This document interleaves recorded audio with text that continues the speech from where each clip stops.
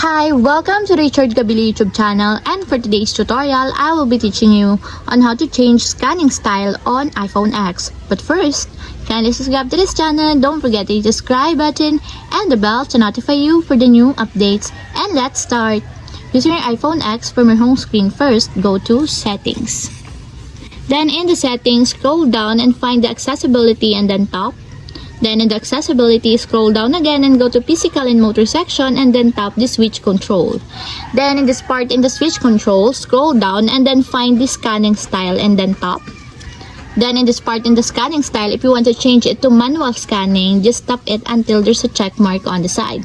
And if you want to change it also to single switch step scanning, just tap it until there's also a check mark on the side. So single switch step scanning requires a switch to be engaged to move focus. If no action is taken within a specified duration, the item will focus is automatically activated.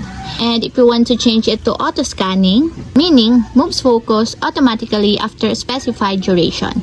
And the manual scanning is requires a switch to be engaged to move focus and a second switch to activate items. And that's it, we have successfully changed scanning style on iPhone X. If you have a question, get a comment down below and don't forget to hit the subscribe button and the bell to notify you for the new updates.